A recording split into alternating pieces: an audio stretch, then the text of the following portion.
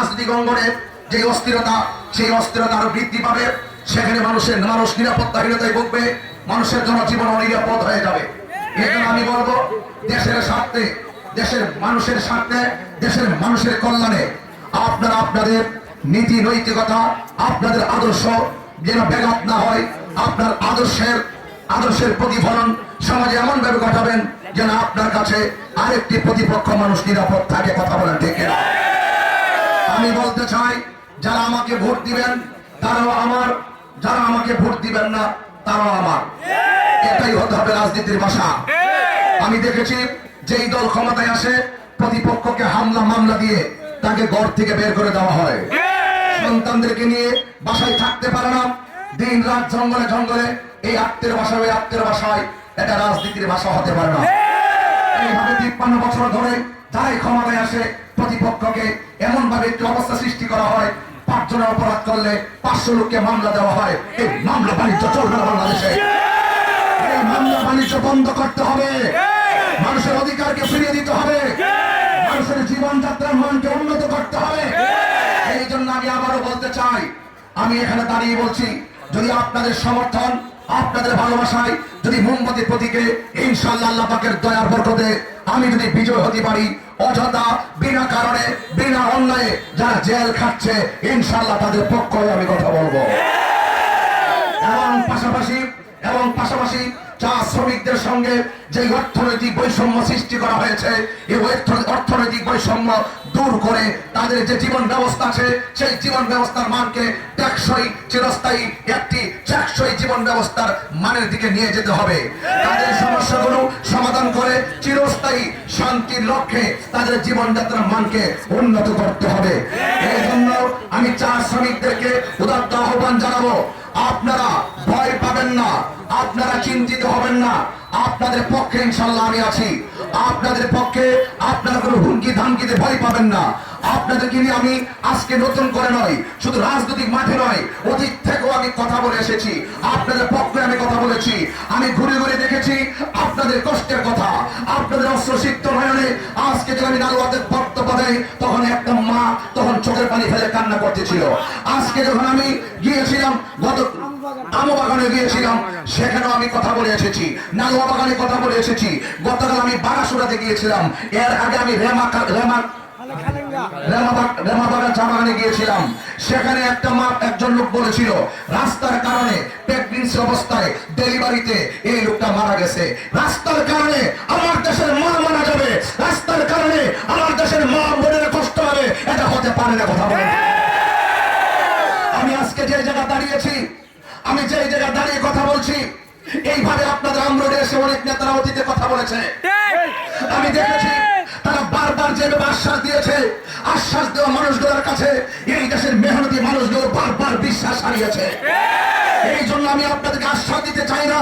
আমি শুধু এতটুকু বলতে চাই, যেহেতু আমি ইসলামী মূল্যবোধে ইসলামী একটি আদর্শ দিকে ধারণ করি, আমার কথার সাথে অন্তরে যদি মিল না থাকে, তাহলে আমি আদর্শ মানুষ হতে পারবো না।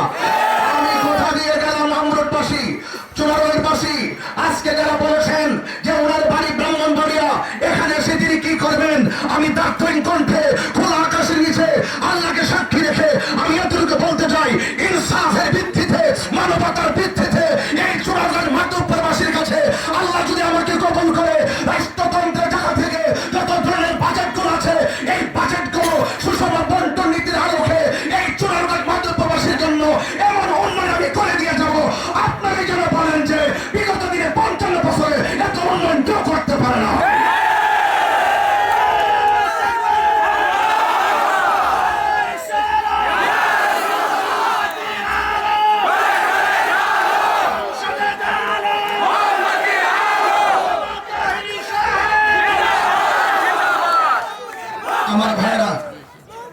আমার ভাইয়েরা, আমি কিন্তু একজন হুজুর মানুষ, আমি ওয়াজ করি। আজকে আমাকে অনেক আঘাত করে কথা বলা হয়। আমি কি আপনাদেরকে কোনো কষ্ট দিয়েছি? কোনো ওয়াদা খেলাফ করে কষ্ট দিয়েছি? কোনো গালাগালি করেছি? কোন রাজনৈতিকভাবে যারা এতদিন রাজনীতি করেছেন, যে রাজনীতি করেন না কেন আমাদের পাশে বসে বসে আমাদেরকে বলছেন হুজুর একটু দোয়া করেন। আমরা উদারতার ভিত্তিতে আপনাদের জন্য দোয়া করেছি। আজকে দেশের যে ক্রাইসিস মুভমেন্টটা তৈরি হয়েছে, রাজনীতিভাবে যে অস্ত্রটা তৈরি হয়েছে, আমি মনে করেছি, আমরা মনে করেছি এই মুহূর্তে দেশের হাল ধরতে হবে।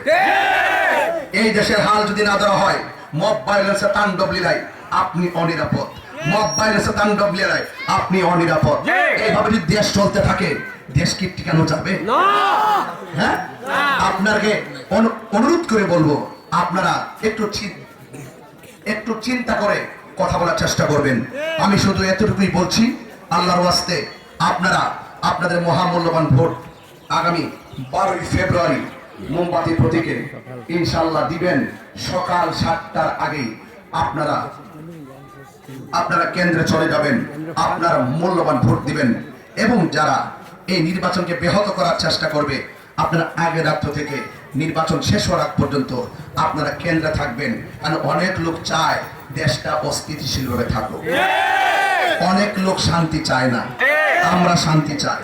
যারা শ্রমিকদের কাছে ঘুরে ঘুরে দেখলাম তারাও শান্তি চায়, সনাতন ধর্মী যারা আছে তারাও শান্তি চায়। এই শান্তির লক্ষ্যে আমরা মাঠে এসেছি। আপনি বলুন, এতদিন ধরে রাজনীতির ভাষায় কথা বলেছি, আমি কাউকে আঘাত দিয়ে কথা বলেছি? একটা কষ্ট পান এমন কথা বলেছি? আল্লাহর ওয়াস্তে রাজনীতি নিয়ে প্রতিহিংসা করবেন না।